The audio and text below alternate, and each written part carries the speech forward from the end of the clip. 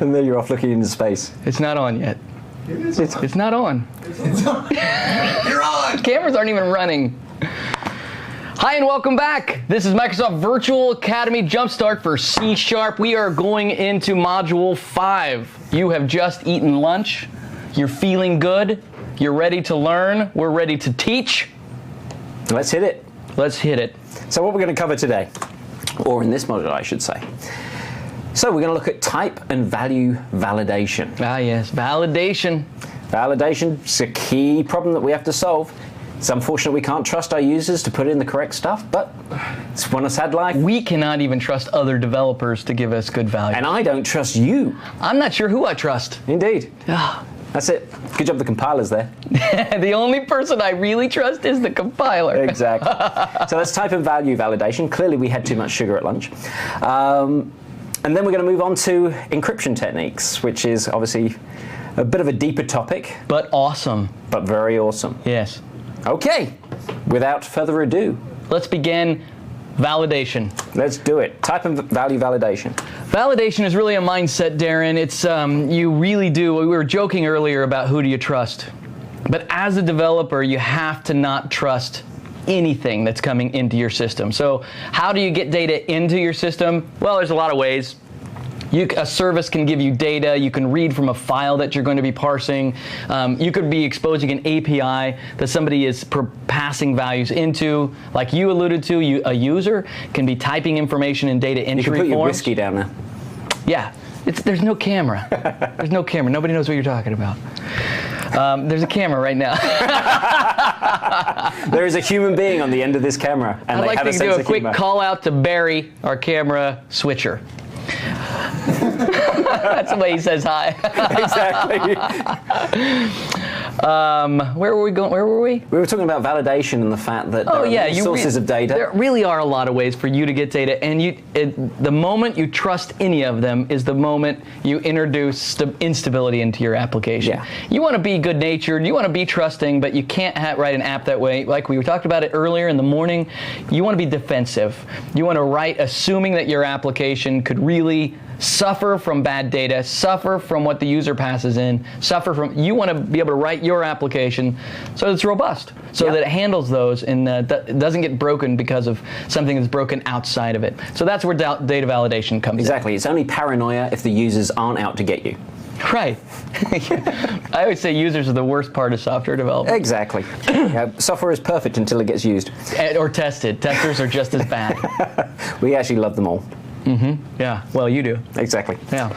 Okay, so that is fundamentally what data validation is. Well, let me back up again and keep going, because I think the problem with it is it's not just that the data's bad, it's that it could be okay, but it's out of range, right? You expect a number to be between something and something, and they've given you one too many, or they are typing in like we talk about with regular expressions, an email address. They give you a valid string, but not a valid email address. Exactly. You know, it's more about we place constraints on our expectations. You know, in order to develop an application, we're building a finite state machine. It's not an infinite state machine. So we have to constrain the scenarios that we're dealing with. Otherwise, we would never complete the activity that we're trying to code. Yeah. And so in order to allow our system to operate down those constrained guidelines, we need to put limits, as you say, range checks and those kind of things. So that's a lot of what we're talking about right now. And sometimes it's more than just stability we're trying to protect. Sometimes it's security. And the reality is there are ways to overflow an application and take advantage of it, to do SQL injection and things like this that can really be detrimental. So this pays off not only in stability or maybe performance, but also in security as well. Yeah, I mean, we throw in that term SQL injection. And so basically, to those people who aren't familiar with what SQL injection is, there was a class of sort of naive applications that allowed you to type into a text box, say in a web application, and submit that, and that information was sent directly to a SQL database, and the SQL database executed that as if it was a command, and so you could do malicious activities such as deleting tables, deleting records, and so on and so forth. And so a whole class. This sounds like an edge case, but it was common for a long time. It was very common. It was a common attack vector, and so you have to program defensively. We talked about this a little bit beforehand. Yeah. Validation's the way to do it too. Exactly. All right, so let's talk about some of the techniques for validation. I love this. I love talking about this. I believe there are true best practices that we can give to developers that they can use. So the first one would be to trust the compiler. So the compiler does a lot of work for you. They make sure that we talked about type safety, make sure the type is right. The compiler cannot do the value validation. That's really going to be up to you. And so we have a couple nice ways to kind of work through validation. One of them is debugging just the application itself and tracing. And what we can do, a lot like unit tests, where you can have asserts inside a unit test. You can do debug and trace asserts that evaluate to a Boolean condition like an if statement would. And that assertion can be something like number not less than 3. That would be a type of assertion that would return true or false. We can put that inside a debug, or we can put that inside a trace assert, and if it fails, it will literally stop at that point and notify the user. There's a difference between debug and trace, Daren. Debug happens during a debug session while I happen to be attached to a debugger, so I can step through it. Yep. Very big deal is trace. Trace, of course, happens all the time. So we can trace in a release build as well as a debug build. Common mistake, a big problem when your application is showing debug information in release. Yes. I would say that is a non-optimal behavior. Suboptimal for sure. Somehow, yeah, I don't want to say non-optimal. Well, that would be dumb, yeah. Thank you. Thank you. You're welcome. Gosh, I was right about you.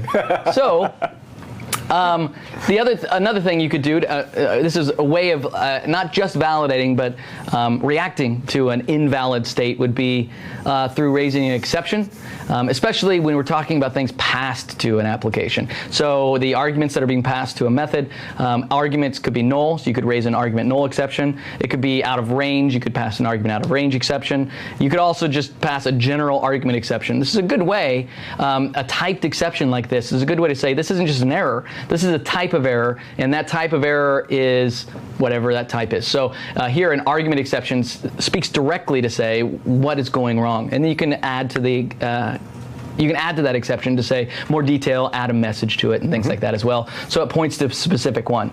If we were to look at this, so we have a sample on a method for set name. And so set name is easy enough, a small little method that all it does is set the value. And if you really look at it, all it is the very last line, this.name equals value. And all this other is just extra. It's almost like commenting. It just feels like stuff you don't need, but it's stuff you absolutely must need. I mean, a point I'd like to make here is that often when people are looking at sort of sample code and they may be out at MSDN and so on and so forth, people often comment, well, it doesn't look, it's not real code in that I don't have to, there isn't all of this defensive programming in there to ensure that these things are safe. What people have to understand is that those examples are out there to demonstrate how to use a particular feature, right, not to repeatedly show you how to do defensive coding. In this demonstration, we're really focusing on showing you some of those concepts that you need to leverage whenever you're actually building true production applications. Yeah, that's right. I mean, it's funny how it goes both ways too, right? You make a simple demo too simple, and it's not real world. You make it too complicated, and it's not simple enough. It was hard to win, but the reality is demos are demos, and they're really meant to demonstrate something. This is a beautiful demo that represents the full scaffolding around protecting your data. Now, it may even do more than what we really want, but let's take a look. So the first action that it does is it looks to validate whether or not it's empty. And empty is great because string has a method that gives us a way to check it. This would be the same thing as saying that it's not null and it doesn't equal empty string. But wraps it all into a nice little helper function for us. And then so naturally I would raise an argument null exception, right? There's really nothing else you could raise. There's no argument empty exception. And then it's nice because we're able then to pass value to indicate the exact argument that had a problem. If I had multiple arguments in this method, I could indicate them all, and I would have some sort of test for all of them. All right, so the second one is validating a conflict. So in this case, if let's say that the value they're passing in for name is already name, and so I'm going to raise an argument, or I'm going to raise an exception because they can't be the same. You can't set it to itself.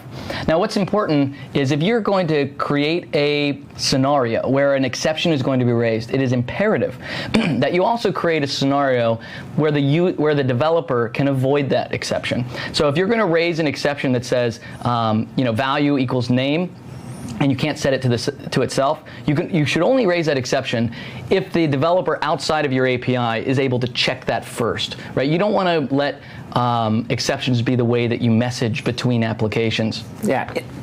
We've mentioned exceptions a lot, but we really haven't gone into much detail around them. But the name actually is the clue. To raise an exception should be the exception, not the norm. Something exceptional has occurred that hasn't really been planned for, can't really be dealt with within the context of the set name environment. It needs to be dealt with external to that. Therefore, we're raising this as an error condition. If it's something that could be anticipated, if, say, for example, we could deal with a duplicate name just by not setting the value and just returning back as if it was successful, then we should do that. We should only raise exceptions in the scenario where we cannot cater for the scenario that we've encountered. Yeah, so we were talking about earlier using is, and is a neat way to check to make sure the value is right, the type is right. That's going to be an important check as well, especially if you have some sort of derivable type that you don't know for sure what's going to be passed in. So look at this slide. So this slide gives us three more options. So let's go to, I'll just let you handle it for now on. Go back one. Well, thanks very much for that. All right, so check it out. So the first one is if the cat is a dog, right, which we know isn't true, so we say it's a not supported exception.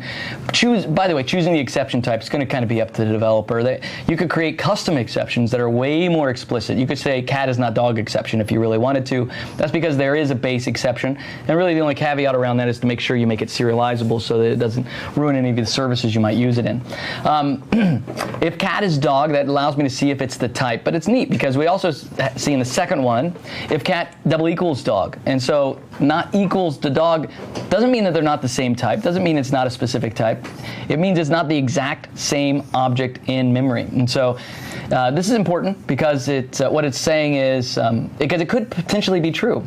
Cat could equal dog if we had two variables and they equaled each other, right? So that it doesn't imply necessarily that it couldn't be true.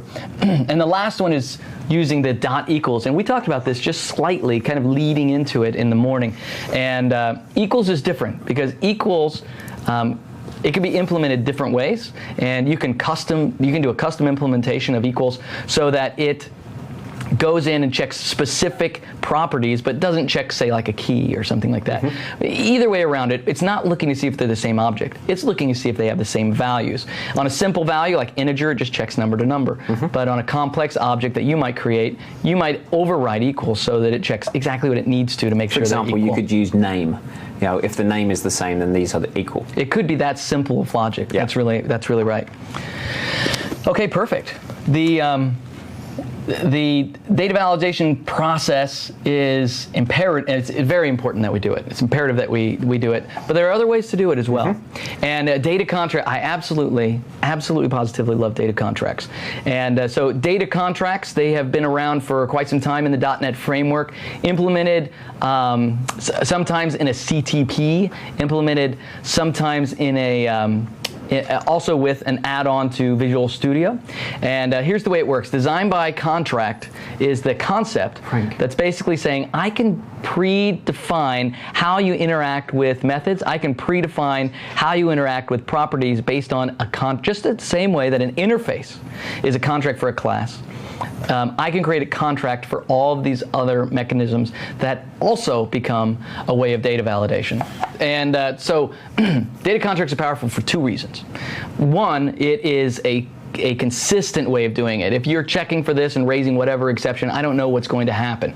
If you, that's typical validation, and it doesn't go away. You can't get away from that in a lot of situations. Contracts are different because it's a uniform way of approaching it, but it's also cool because I get to check what's coming in, just like you would expect to be able to check the arguments of a method or the argument of a setter for a property, but I also get to do the output as well and validate the operation of the method is what I would expect it to be. That's a big difference. Contracts enable this, where I can have preconditions, whatever's coming in, and I can have postconditions of whatever's going out, and making sure I'm really defining my class and my methods that much more. And so how does that work or help us in comparison to, say, using exceptions and your debug traces? What's different about using contracts? Well, there's a lot of similarity. So one of them is, well, first of all, being able to check for the output is very difficult, right? So that second part would be a huge amount of scaffolding for you to put together anyway. However, much like traces, I can create, so if I have a trace, I could create a trace listener. And so that allows me to receive the trace messages and put them somewhere in a file or wherever it is that I want them to be. I can create a type of trace listener, a listener for code contract violations as well, and put those somewhere as well. So in that sense, they're nearly the same, right? I still can get an exception raised, a contract exception whenever it's not valid. But what I can't do with regular validation is at code time, at compile time, in the static environment of development, I can't check to see whether or not they're being violated. Contracts are special. So contracts do run at runtime, like you would expect, but they also run at, I guess, design time. When I'm developing my application inside the static environment, behind the scenes, it's an add-on to Visual Studio that makes sure that whatever it is I'm passing in, whatever it is I'm using, whatever it is I've set up as a contract for this method or property is true even now. So I were inside inside some code, I set up a contract, cannot be null, I'm passing null to it, I would get an error right here in Visual Studio. It wouldn't even have to run the application. So it's basically using the compiler's understanding of what you've written to explore your code and evaluate all the code paths to ensure that that contract will be satisfied. That's right, and it's because they're discrete and defined predicates that define what an individual contract. So I can have many assertions in a contract. What's a predicate? So a predicate, well, that's an excellent point. So a predicate is what's the short word for a predicate? Predicate is pred. A predicate. Well, a predicate is fundamentally something that evaluates to true. It indicates membership of a set of some form. It so does. You're supplying an expression that you're turning around and saying, for this contract to be honored, then this expression must be true. Yeah. Usually when you write an evaluation statement of some kind, it really does boil up to be a predicate. It's like a where statement in a SQL clause almost. Yeah. Right? I mean, really, that is. By returning true, you indicate membership of the where set. Otherwise, it's false and it's excluded. Yeah, that's right. So each contract uses a predicate as its definition. That can be executed by the compiler inside Visual Studio. Very powerful. Very powerful. Awesome. In fact, I'm gonna pull up a project and we're gonna take a look at it. So it's number 23. All right. Let's see. Perfect. So let's take a look at the kind of setup. So we have a class of animal and a cat that inherits animal. So we really like animals in our demos, no doubt about it. Yeah. So we have a single property, its name, and a single method of set name, very similar to what we had done before. And so there's a lot of power here, right? So this is the demo we saw. In fact, wait a minute, let me make sure they all make sense together. Yeah, this is the demo we saw before. If we actually, I don't know if it's 23. It does say 23 though, doesn't it? It does say 23. That's all right. I'll put it together. And so these do the simple non-static validations, but I want to take all of these out, and I want to add instead data contracts to it as well, which beautifully are in dog. If I had only scrolled down a little bit more. Indeed. Dog it's almost and like cat. we prepared this. Dog and cat, yes. Golly, I'm so not disappointed in myself now. All right, so dog does the same thing, by the way, right? So you can see that simple set name, and I set it with the validation, and now I have set name as well. But look at the power of it. It's really neat. Set name creates a contract that says .requires, and .requires are those preconditions that talk about the values being passed in. And so .requires says that not the predicate is not string is null or white space. That's me saying that the value being passed in can't be null, can't be white space. And if it is, there's a little message that I can pass to the user. Just to say, this is like a message being passed to the user. Exactly. Yeah, something really great. And all right, so that's the first one. This is great because it truly does replace all of the pieces in that we did above, right? It can do, all of these predicates can be replaced with a contract. Now what's nice is contracts also enable me to write in this longer syntax if I want to. I don't have to use contracts. I can do this and I can define a contract block and still use the same code, and it can still execute at static time, which is really nice. Now, this is what I've accomplished in set. So I do all of the preconditions using requires, and I could add again and again all the ones that I need, like so. Right? And I could change those predicates to check whatever it is that I want. Now here's where it's cool. Here is getName. getName is a method that returns something. I can use contracts here just like I did before, but I'll use them in post conditions. Here I'll use ensures to make sure that I can do it. And contracts have a neat method in their namespace here that says contract.result, which is a reference to what will eventually be returned by this method, and allows me to set up the contract here even if it's going to execute at runtime later. And so I can say, so here's the predicate, the same exact thing. I cannot return an empty string, right? So I can't set name to empty string, neither can I return it to empty string. And just like before, I could create several different post conditions, all depending on whatever. And what's special about it is not just that it works, which is cool, but also that it works while I'm interacting with it as a developer at like this is static time. Now, just a reminder, 2 quick caveats that developers need to know is that contracts only run statically if I am in, this is what we need to install. Yeah. If I have the add-on installed, and so the extension installed, and so if I do have that installed, then it changes what Visual Studio does so that it'll work statically at design time. Adds a UI as well to enable you to interact with it. It adds a UI to the project, into the project properties that allows me to configure it and also to kind of turn them up and down as far as volume. Depending on how I want them to respond, they could cause build errors if I want to. And probably the most important thing to take away from contracts is, as much as these really do replace most approaches so that they can be a single approach to data validation, they can be overridden. And so let's say one of the tests is going to be a security test. A security test will then result in a contract violation, and so it will be raised and you can handle it from there. However, I can actually handle that event so that the contract violation is ignored. And so you shouldn't, this is better of a best practice than anything, you shouldn't use contracts for security checking. Mm-hmm. But everything else, it just makes sense. It's a common language to use this way. It works at runtime and at compile time. It's very powerful, I love it. So back to this, it's not the wrong way to do it by using the standard approaches. At all is it the wrong way to do it. In fact, I can say right below it, contract in contract block, and from that point forward, everything above that statement actually rolls all that to be contracts and treats it like contracts, and so their failures become contract exceptions. Awesome. Yeah, it's very powerful, and it gives me the static capability as well at design time. So there's certainly nothing wrong with this. Why would you choose contracts? Is because this sort of use of predicates is a unified way of handling both input and output. A lot of power there. A lot of power. It's awesome. Yeah, thanks. There's that word again. Is it awesome? I believe so. Awesome. Yeah. Okay. Seems to be my word of choice. Seems very awesome. It's better than bloviate, I guess. Yeah. Better awesome than not. All right, here we are.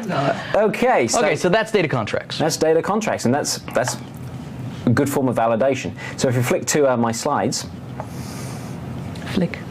So we have spoken an awful lot about exceptions, so we should perhaps talk a little bit about how do we handle them elegantly within our code itself, rather than just throwing them out into the ether. Because fundamentally, the runtime will ultimately handle any exceptions that we don't handle ourselves, but they'll do so by terminating our process with extreme prejudice, basically. Yeah, that's exactly right. That's fine. You know, it's a strategy if that's how you wish to deal with exceptions, is just leave it for the runtime. But unfortunately, you get a big fat dialogue that pops up and scares the heck out of your users. So I really wouldn't recommend that. And can result in your application no longer being stable. Even if your app can, they click continue and it still tries to run. It's in an unknown state, effectively. Yeah, I think you made a good point though, that the runtime will actually catch the exception. I mean, we say unhandled, but it's not endlessly unhandled. What we really mean is it bubbles all the way to the runtime and you expect it to do it, right? It will, but it's not happiness. And in a lot of the development frameworks that you use, such as WPF, Silverlight, if you're using that, and so on and so forth, is at the main app layer, there is generally an event that gets raised which represents any unhandled exceptions that have occurred in your application. So you can actually trap them at that top level. And that is a strategy if you want to turn around and say, oops, something bad has happened, unfortunately we're going to have to shut down, and that's the strategy that you put in place. Yeah, so let's talk about catching exceptions. Yes. Right? That's what we want to do. We want to catch them. Exactly, and so imagine the scenario where we have this process, if you're looking at the code on the right-hand side. This process could throw exceptions. If we wish to you mean the process? You see? Yeah, it's English, American, bruised, not. There is this process method, and it could potentially throw exceptions which would disrupt the execution of our application and potentially leave it in an unknown state. So we wish to handle those. So the syntax in which we can say that we wish to handle this scenario is to leverage the try followed by a code block. And try is nice, it's readable, and it really, what it means is try this out, and if it breaks, then, and there's stuff that comes later. Exactly. Now if we follow this on, we can see that it's followed by a catch statement. Now there are a number of different ways that we could actually use catch.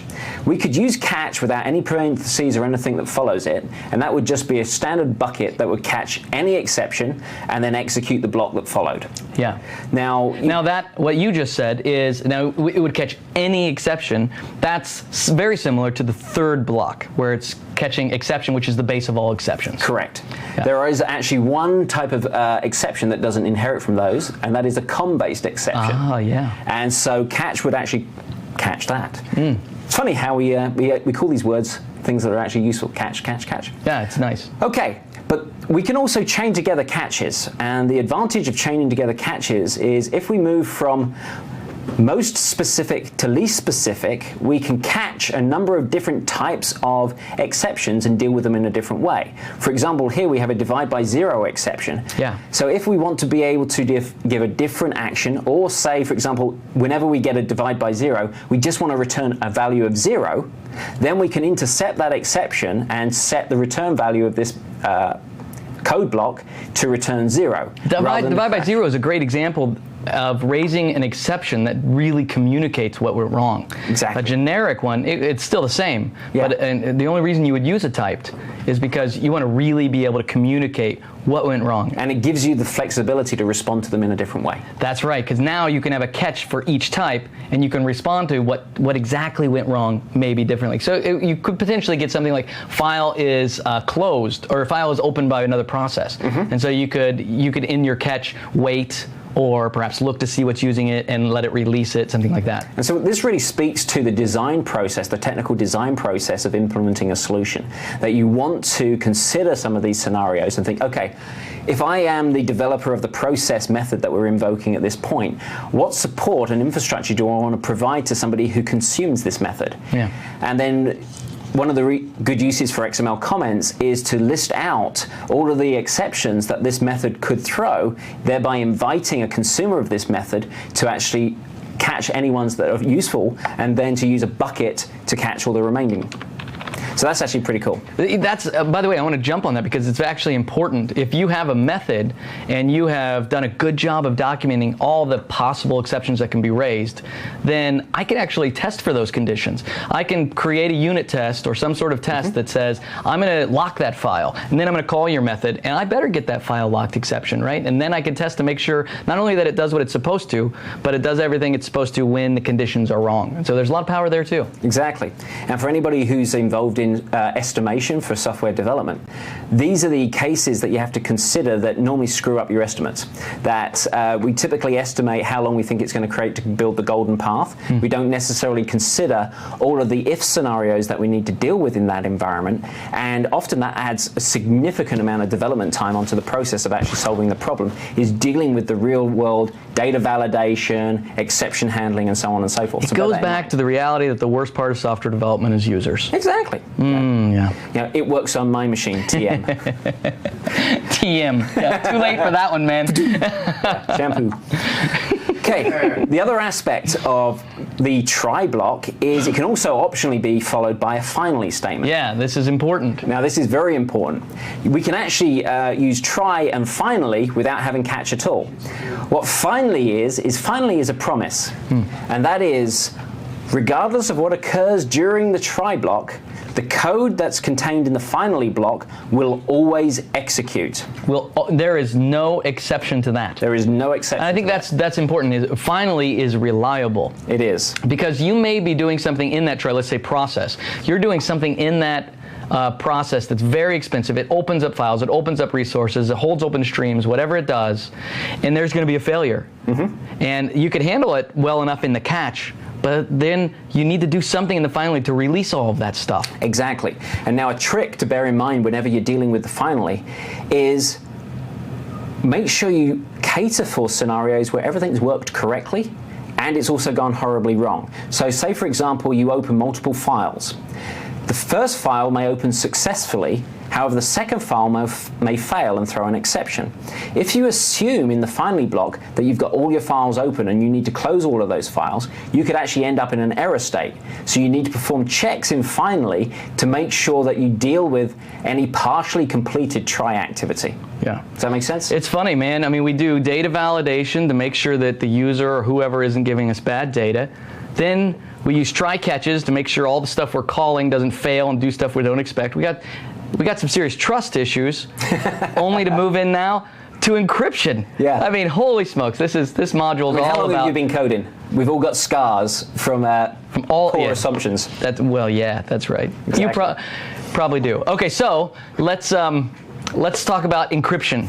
We already did data validation, Tim. I don't think I can do much more there. I think we're good. And definitely it's around, with the takeaway, it's around contracts, right? Doesn't matter what framework you're using, there is a version of contracts for you. Exactly. Yeah. And so let's look at encryption. Encryption? Yeah. Okay, so what is encryption? Encryption is... I wanted to get it started. So, but the reality is, encryption is taking data and making it not readable. Correct. Yeah. Don't confuse encryption with security, although there is an aspect of security in terms of security by obscurity. You know, if you can't read it, then the data contained therein could be considered to be secure, but encryption isn't fundamentally about security. It is about making data unreadable. Right. It can certainly increase security, but does not establish it. Exactly. And, you know, when we're contrasting security there, we're talking about the ability to access something, whether you're authorized to access something. Encryption just makes it difficult to read once you get access to it. Now, once you make it, let's just say impossible to read for fun. Nothing is impossible. We know that. In fact, whatever it is we're going to talk about can be undone. Just like anything that all levels of security can be unwound with enough effort. But encryption makes something unreadable. But we can read it. We can read it because obviously with encryption there is the ability to decrypt it. Decryption, all right. Okay, and so we've talked about how rich the platform is in terms of the capabilities it provides. There are 4 foundational types of encryption that we can support within the .NET framework. And the great advantage of these encryption capabilities is they are implemented at the operating system level. They're part of the core of the system, and we're leveraging those within the managed environment. Okay. And these are natively part of the framework waiting for you to use. Exactly. They're baked in there and so on. And so they're going to operate as fast as your system can operate in terms of implementing encryption. Now, as we look at these in terms of the order from file encryption down to symmetric and asymmetric encryption, there are increasing levels of processor capability needed to perform those operations, both encryption and unencryption. So encryption is expensive from a processor point of view, and the more intense the encryption, the more expensive.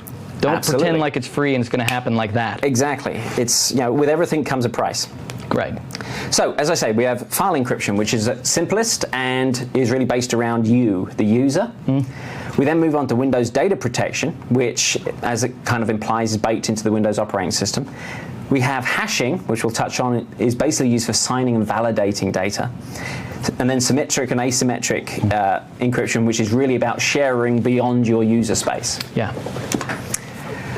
So, if we look at file encryption, as the name suggests, it encrypts and decrypts files.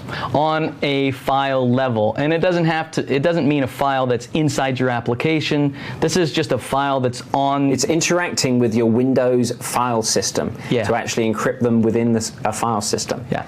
It's very fast because it's a native part of the system, and it's effectively going to encrypt it on the disk. You may have seen encrypted files. They're highlighted green by default in Windows Explorer. And it's basically setting a bit flag on there indicating that this is compiled. Let me encrypt something, can I? Sure, why not? Go ahead. I'll show you something. I'll just encrypt it. So here's my. Here are all of our slides for today. Go for it. Now that here's Let's do an earlier one, not a later one. Module. Well, yeah, I don't want to blow it. Yeah, exactly. So I'll go to its properties, and this is neat because this is one of the reasons it's so fast. It really is built in. This is just you reaching out and switching this bit, and so I can look at the advanced properties of this class, and I can see. From here I could compress it, which of course is not encryption at all, but I could just encrypt it right here. Now, when it does encrypt, it's encrypting for me, right? Is it making it unreadable for everybody, or is it anybody on my system?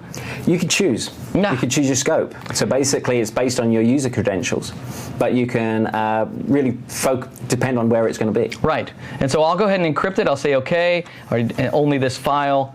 It goes. A couple seconds spin. Several seconds spin. It spins for a couple seconds. There's some spinning going on, and all of a sudden, like you said, the file is green, and that green is just a visual indicator for me to realize that this is an encrypted file. And so that's nice. Somebody else comes onto this machine, they navigate to my folders, they go in, they can look at all my slide decks until they get to Module 1, and Module 1 is encrypted for my user. Very powerful, and this is what we get to do inside .NET. All right, that's file encryption. Okay. Simple. If you want to flick back to me and look at my desk. So this is how you would actually implement file-based encryption within the source. So what I have here, and this is a project I'll be reusing for each of the major encryption types. Here is the data that I wish to protect. So effectively I have a string, and as I say, it's a bunch of super secret content that we wish to encrypt. Typically, we're going to Would you use encryption for just regular secret content? Does it? Super is important. Super is definitely level of encryption you important. Need. Exactly. Yeah. All right, got it. So we typically deal with arrays, byte arrays, when we're actually dealing with encryption. And so what we're doing here is this is a method within the encoding class that will take a string, and we're applying Unicode encoding, which converts each character into 16 bits that can be expressed in the Unicode character set. This gets those bytes and converts it into a byte array. And so we're going to use this throughout our scenario. And the reason we're using byte arrays is because ultimately we're bringing everything back to numerics that we can interact with, right? Exactly. We're dealing with those. And so now I've got a region. So this is a little piece of syntax that allows us to create collapsible regions in our editor. And so I can use this to break up my demo.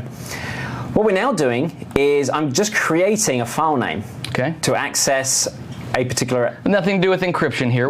Just where's the file go? You're going to put it in my documents folder. And so we have the ability to turn around and say, get the folder, and we've got a special folder, document enumeration, and we create that together. Nice. Now I'm using a static method on the file class to write out to a file name the data to protect. So this is going to contain this on the file system. One of those methods, again, nothing to do with encryption, just an easy way to write text to a file. Exactly. Now we get to the one part that is for encryption. Now this has something to do with encryption? It does. Okay. Do you know how you can tell that? It says encrypt in it. It's awesome. I was reading the comment, actually. Oh, I see. So basically, this is all we need to do to encrypt this file and protect it on our disk. The advantage of this is that if you lose your system, and somebody attacks your hard drive, takes your hard drive out and places it into another system, Without your user credentials logged on, Windows will not be able to access the contents of this file, and so it is secure. So it's a great way for securing personal information on a system. The best part is this is, without a doubt, the easiest implementation of encryption for .NET developers. Absolutely. So now let's flip back. So the next level of encryption that is available to us is Windows data protection. Now again, as its name suggests, it's leveraging capabilities of the Windows operating system. So that kind of implies that there's going to be scope based around your environment and you. It's again very fast to encrypt and decrypt, and it's based upon your user credentials in the same way that file encryption is, i.e. it creates internally a key that can be used to encrypt and decrypt based upon who you are. Yeah. So if I flick back to the session, so if I open up the Windows data protection, should have done this yesterday. Yeah, you should have. Indeed. So we're again still interacting with the data to protect that we created up here, data to protect as an array, and we're basically saying protected data .protect. And protected data is the namespace where we're finding it. Okay. This is actually the static class, and this is the static method on protected data that will take this, compile it, or encrypt it rather. What the heck? I changed your keyboard over lunch. Good job. Good job. So this is an optional byte array that we can use that will vary the level of encryption by putting in additional random sets of bytes here. You can offset how the encryption is placed, and it includes an extra level of protection should you so wish. It's quite common to just pass null in this scenario.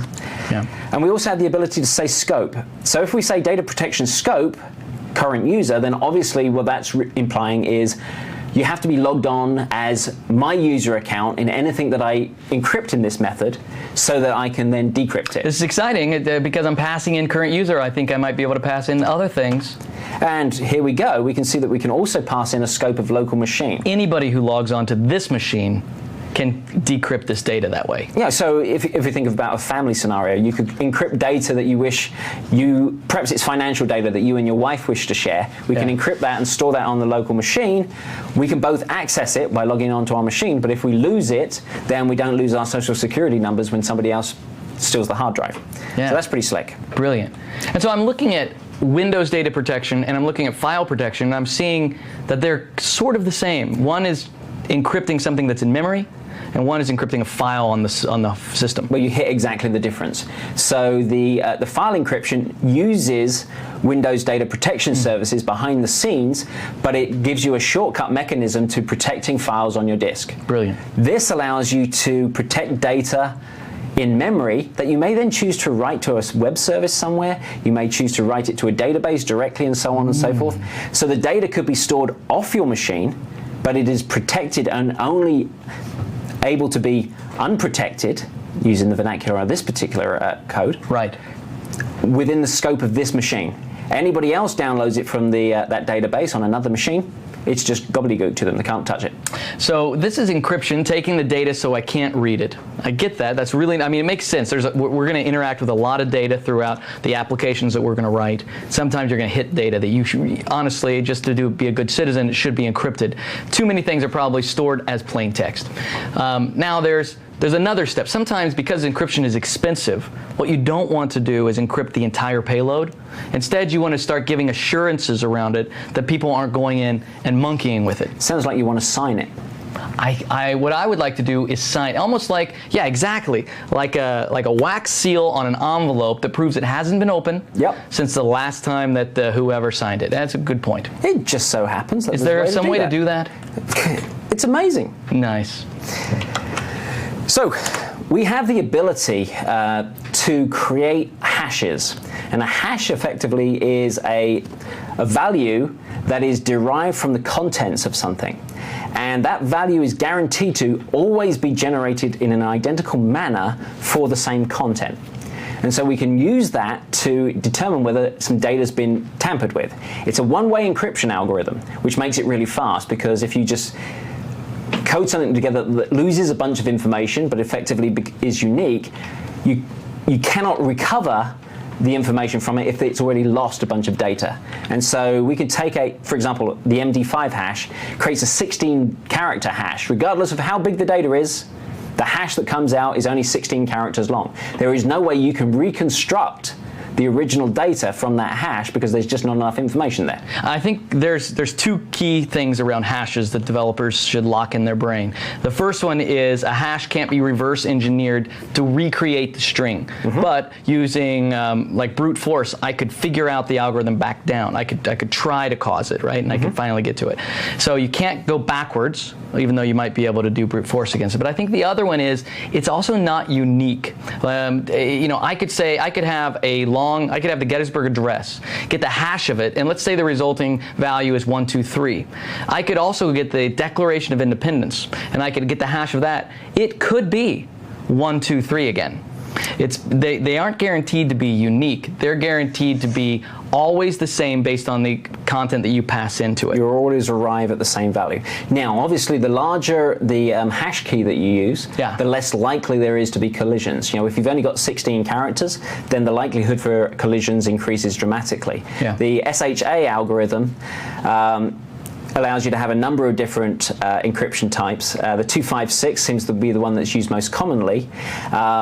That's a pretty long character string, and the likelihood of collisions there is pretty remote. One little aside is the SHA 512 and the SHA 384 take about the same amount of time to execute. So if you need greater strength than the 256 algorithm, you might as well just go straight to the SHA 512. Yeah, which is interesting. That is fascinating. Yeah, I can tell you 512 digits of pi. Well, good. Come back when you've done it. We'll do that later. Yeah, sounds good. So, typical use case for hashing is when you're storing passwords or you're comparing files, and also, as Jerry alluded to before, tamper checking. That in effect, rather than storing a password unencrypted in a database, you would hash it.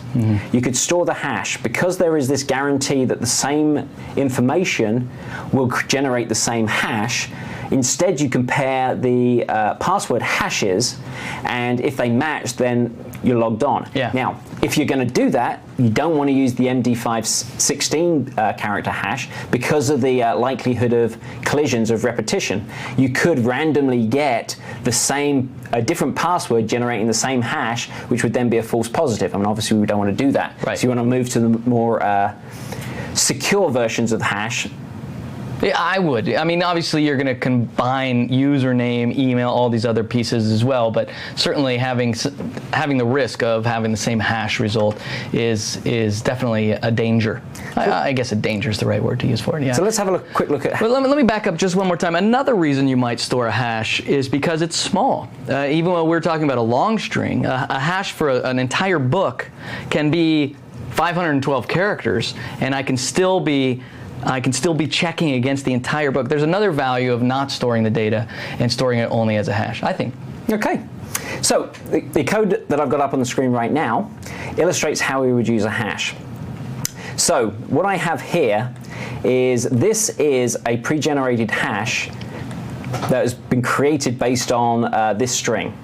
So I put that in already. You know, I ran the code earlier. That's what happens when you run it, huh? It looks exactly. like that. That's cool. The output. That's the byte array. What we're doing a scenario here is we're turning around and saying, assume that this is a password hash that's stored out already. What we're then going to do is we're going to take a password. You'd store it in Access, Microsoft Access. Yeah, whichever database. Actually, I hashed this. I didn't hash the one above. So this is my password that I hashed that generated this byte array. Yeah. Then what I did is I used the SHA 256 algorithm to create. So this creates an instance of this algorithm. Yeah. And then I called the compute hash method on this algorithm instance, and I passed it in the password, which generates this byte array for the hash. Yeah. What I am now doing is comparing this array to this array. If they are identical, then because we're using the SHA 256 algorithm, we can be almost absolutely certain that this is the same password that's been entered in. Very cool use of sequence equal. Yeah. Very cool.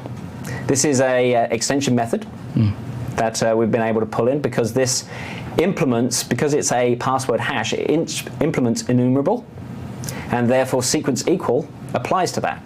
If I did use hash on a document, not a password, and somebody were to change a comma to a period, the hash would be different, and I'd be able to detect it. Also, I could compare hashes to see if passwords. This is it's brilliant. It's incredibly powerful and appealing because it's not as processor intensive as full encryption. It's full encryption, yeah.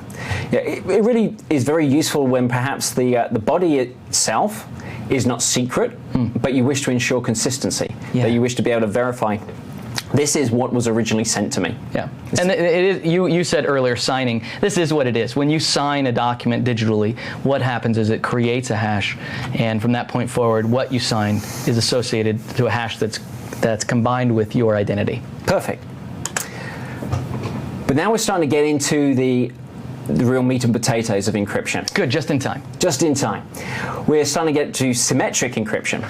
So you've got two main types of encryption that we really talk about once we get beyond hashing: symmetric and asymmetric. And the foundational difference between them is, with symmetric encryption, you use one key to both encrypt and decrypt content.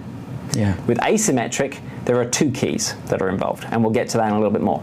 So the classic World War II scenario where you know the secret password, yes, that's symmetric. They couldn't have there is no asymmetric. Well, I mean, there is. It's elaborate. Never mind. Exactly. Thanks very much for playing. Goodbye. The key thing, why would you use symmetric over asymmetric?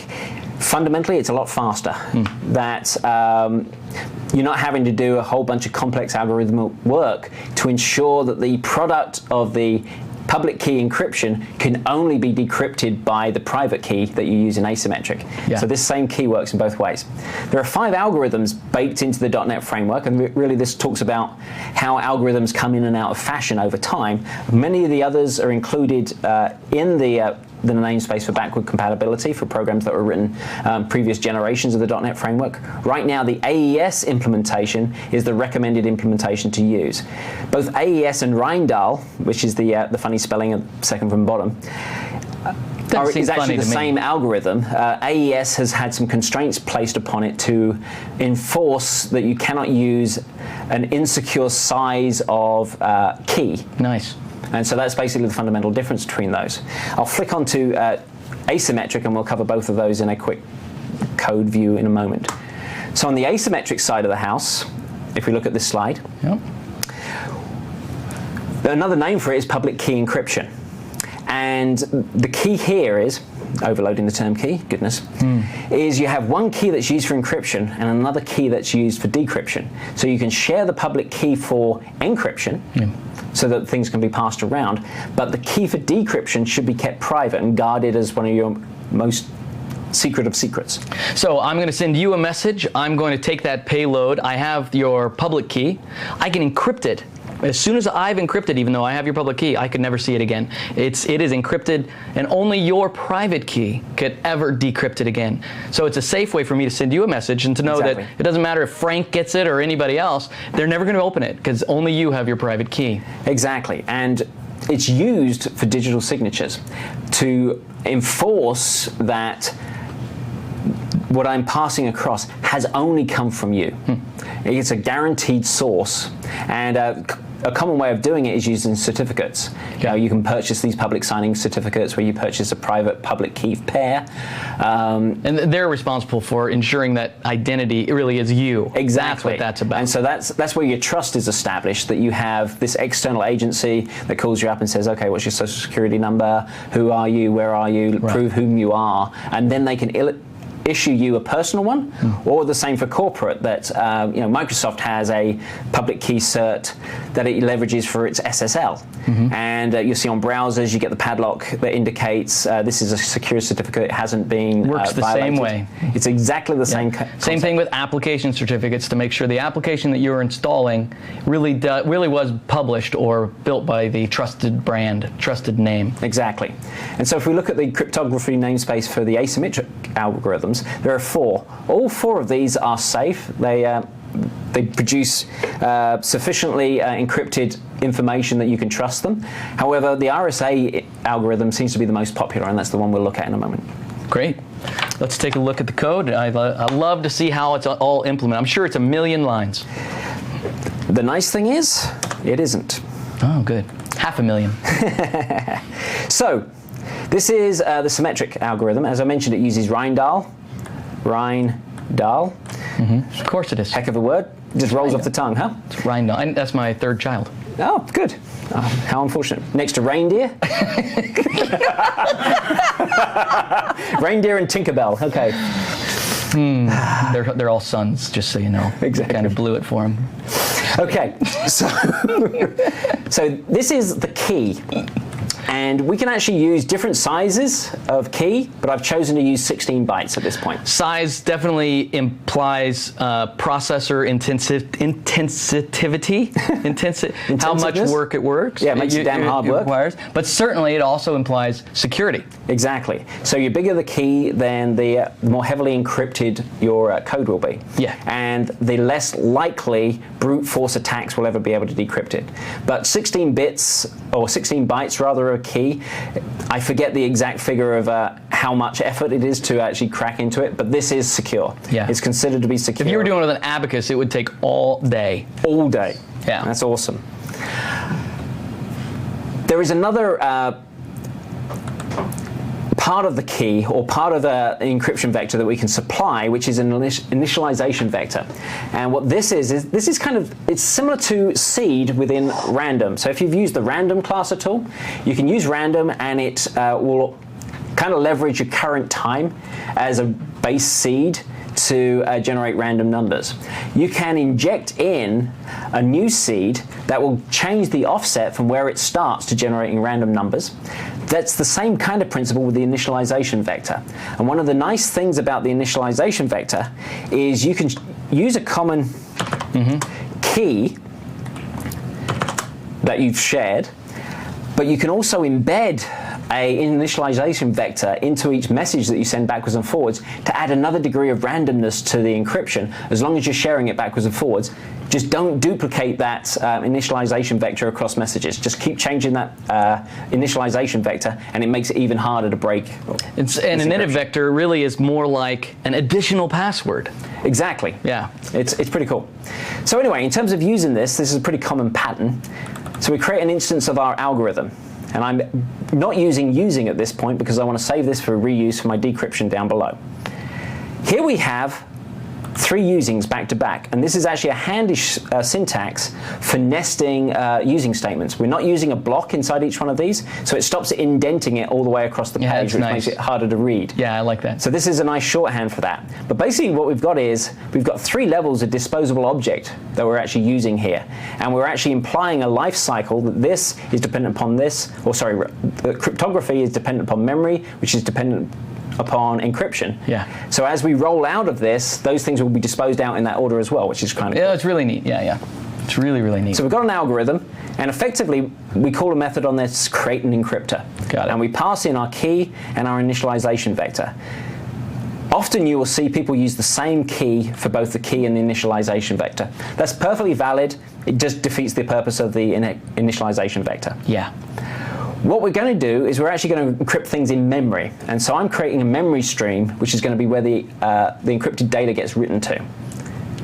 Very similar to Windows data protection that changed or was encrypting data that was in memory. This does the same thing. Exactly. Now the difference between creating a byte array and using a memory stream is a memory stream will size itself based upon the content that's being written to it, whereas a byte array has finite bounds. Yeah, you define it up front. Exactly. So, and then finally we have a cryptography stream. And this stream accepts the memory stream as part of its constructor. It also accepts the encryptor that it will use to encrypt the content. And let's get hold of that. And it will also say, okay, this is the mode that it's going to write to this stream, because we can also read and pull in different directions. But for consistency's sake, we're always going to be writing. Just a wrapper around the stream is what it ends up being. Exactly. And then it's very, very simple to use. We're basically writing to the crypto stream. Yep. the data we want to protect that's already encoded into Or a byte array. writing to the memory stream. Got it. We're writing through the crypto stream, which writes to the memory stream by doing the encryption. Okay, okay. And then this is just a simple offset where we want to start in this array. So we're starting at the beginning. It's friendly. And we're running all the way through the length of that array. So we could actually just encode a small part of it if we wish to, but obviously in most scenarios you want to encode the whole lot. Yeah, you'd have to really know what you're doing if you're going to just do one paragraph. Exactly. Now, because we're dealing with a stream, the way streams are optimized to work is they generally write in chunks. And so if we haven't completely filled a chunk, then it won't have flushed the stream. So what we do is say flush the final block even if it's an incomplete chunk. Sure. And that's what we're doing there. Then I get hold of the memory stream, convert it to an array so that it takes that buffer of variable size and outputs it as an array and writes it into symmetric encrypted data, which is a byte array I declared. It's a simple byte. And I could take that byte array then and write it to something. Put it in a database. I could put it into a file now. Exactly. And beautiful. All right. Yep. So now I've got my byte array completely encrypted, and I super secret secrets are secret. Exactly. And then to decrypt it, it's pretty much a very similar set. It's pretty much the same pattern. The only difference is we're reusing our algorithm that we created up above here. Right. Instead of saying create encryptor, we create a decryptor. We're passing in the same key in the initialization vector. We're using a memory stream again. We're using crypto stream. We pass in the decryptor this time. Yep. We're still writing to our memory stream. We are. And then we basically say crypto stream write. And it knows what to do because that's what you created, a decryptor, not Exactly. an encryptor. Exactly. And it takes our encrypted data and the length of it. We flush out the block again. And we write it back into the unencrypted data. And then down here, we do a sequence equal to compare those two, and we'll find that they're exactly the same contents, that we have successfully encrypted and decrypted it. So this is both sides of the conversation of using encryption. And I think what some people don't realize is that in the decryption of text, it will actually correct your grammar. That's probably the only change between the two. It won't actually do that, of course. And now we have this is symmetric, and I think it's worth reminding. I meant to say this at the beginning of the module here that all of the code that we have and that we're showing is in a solution that's available to you. You can download it right now. It's at xaml.codeplex.com. You can look there at the Microsoft Virtual Academy link and download it and go through it as well. We just showed off symmetric decryption. Right below it is asymmetric decryption as well. You can look at that and you can use that code in your own application. You just use it for your own learning as well. So let's take a look back. This module has been a very meaty module. I mean, it really has. I mean, we started with the validation of types and this idea that we can't really trust everything that comes to us. And we don't. We can't trust it, and for the sake of the user, for the sake of the stability of our application. And we talked about design by contract and this contract namespace that allows us to not only interrogate things that come into our methods, but we can also do it out. And not only can we do it at runtime, but we can also do it statically while we're developing. And then we talked about the special ways of handling exceptions and how exceptions are exceptional and we raise them on purpose, but when they do, how do we keep them from wrecking our system? We do that with different try blocks, and then how try block can catch, but it also has that finally to ensure some sort of action that needs to be done when all of those operations are complete. And then we went through encryption and the complexity of encryption, and really how that complexity has been sort of winnowed down thanks to the framework exposing both file encryption, the native Windows protection, as well as going all out with symmetric or asymmetric encryption. Yeah, and obviously we didn't get to the asymmetric part, but you can see that embedded in that solution. All right, we're going to take a quick break. We'll be back in 10 minutes with Module 5. Enjoy.